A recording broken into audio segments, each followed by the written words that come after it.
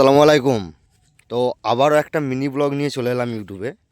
তো আজকে মূলত যে কারণে আমি ভিডিওটা নিয়ে এলাম সেটা হচ্ছে মাঠের ভিডিও। আর সত্যি কথা বলতে কি, মাঠের ভিডিও বা চাষিদের ভিডিও বা চাষবাস নিয়ে ভিডিও মানুষ দেখতে পছন্দ করে না। যে করে না হয়তো অনেকে পছন্দ করে। তো আজকে আমি মাঠে এলাম, আর মাঠে এরকম ওপেনলি এইভাবে ভিডিও করে কোনোদিন লং ভিডিও আমি শ্যুট একটা আপলোড দিইনি। তো আজকে ফার্স্ট টাইম একটা এই ধরনের ভিডিও আমি করছি। দেখতেই পাচ্ছ, মানে এখানে বোরো ধান চাষ হয়েছে, আর এখন আমি আছি মাঠে। আর কম বেশি দুটো বাইছে এখন। তো রোদের তীব্রতাও প্রচুর। অনেকে বড় বড় জ্ঞান দেয় না, ওই এসি ঘরে বসে একটা লাউডস্পিকার সামনে নিয়ে, যে চাষিরা অমুক, চাষিরা তমুক, চাষিরা এত কষ্ট করে আর করে।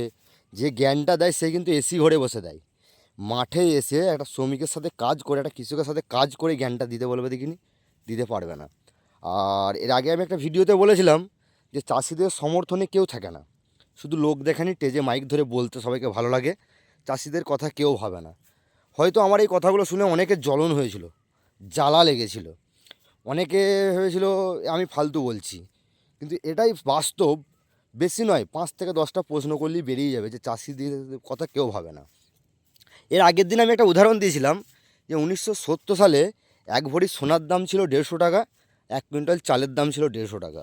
আজকে 1 কুইন্টাল চালের দাম 5,000 টাকা, এক ভরি সোনার দাম 1.5 লাখ টাকা। মানে বুঝতে পারছো কোন জায়গায়, কোন জায়গায়? মানে সোনার দাম ঠিক করবে একজন, সোনার দাম ঠিক করবে মুদ্রাস্ফীতি, সোনার দাম ঠিক করবে শেয়ার মার্কেট, মানে সোনা ঠিক করবে। চাষিদের মাল কারোর ঠিক করার অধিকার, চাষিদের তো ঠিক করার অধিকারই নেই। কোনো কোম্পানি একটা মাজা তৈরি করছে, কোনো কোম্পানি কোকাকোলা তৈরি করছে, কোনো কোম্পানি টুথব্রাশ তৈরি করছে, সে তার নিজের প্রোডাক্টের দাম ঠিক করবে। কিন্তু চাষিরা যা ধান ফলাচ্ছে সে তার চালের দাম ঠিক করতে পারবে না, সে চালের দাম ঠিক করতে পারবে না। আলু ফলাচ্ছে, আলুর দাম ঠিক করতে পারবে না। ঠিক করবে কে? সরকার। মানে বুঝতে পারছো মজাটা কোনখানে? অথচ সেই আলুটা কিনে নিয়ে যে চিপস বানাবে, সে ঠিক করবে চিপসের প্যাকেটে কত দাম হবে।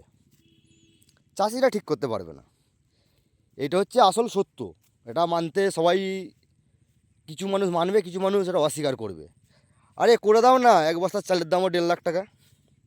দেখি কত ধানে কত চাল, তারপর বোঝা যাবে। ওই এসি ঘরে বলা ভয় বেরিয়ে যাবে, তখন নিজে নিজে সেও এসে না তার 2 কাঠা জায়গাতেও ধান লাগাবে। তার বাপে যদি 2 কাঠা সম্পত্তি কোথায় পড়ে থাকে, সেখানে এসেও সে ধান রোপণ করবে খাবার চালটার জন্য। আর এইগুলোই আমি বলেছিলাম। তো অনেকের গায়ে জ্বালা ধরেছিল। ভাই, জ্বালা ধরলে কিছু করার নেই, এটাই সত্যি কথা, এটাই বাস্তব কথা। আর আমি আমার মুখ দেখাইনি, এটা ব্যাপার নয়, মুখ আমি দেখাচ্ছি ভিডিওর মধ্যে দিয়ে। দেখে নাও আমার মুখ। মানে আমি এই লুকিয়ে পিছন থেকে এরকম কথা বলতে ভালোবাসি না, আমি যেটা বলি ডাইরেক্ট বলি। হয়তো এই কথাটা শোনার পর অনেকে খারাপ লাগবে, অনেকে বলে তুমি আগের ভিডিওতে এটাও বলেছিলে যে আলুর দাম বাড়লে সরকার, মন্ত্রীরা রাস্তায় নামে, বাজারে নেমে পড়ে দাম কমানোর জন্য। হ্যাঁ, নামে তো, যে সরকারি হোক। আমি এখানে কোনো সরকারকে উদ্দেশ্য করে মেনশন করে বলি না। বড় বড় চাপানের অবস্থায় মোদি সরকারের মোদির ছবি দিয়ে আছে। চাপান আজ কোন জায়গায় যে পৌঁছেছে দাম, কোন জায়গায় যে পৌঁছেছে। কিন্তু একবারও তো বললো না যে চাপান আমরা ফ্রিতে দেবো, চাষিরা চাষ করুক। এটা বলবে না। চাষিরা চাষ করুক, চাপান ফ্রিতে দেবো, এটা বলার ক্ষমতা আছে কি? নেই। চাষিদের কথা কেউ ভাবে না। এটাই সত্যি, তুমি মানলে মানো, না মানলে আমার কিছু যায় আসে না।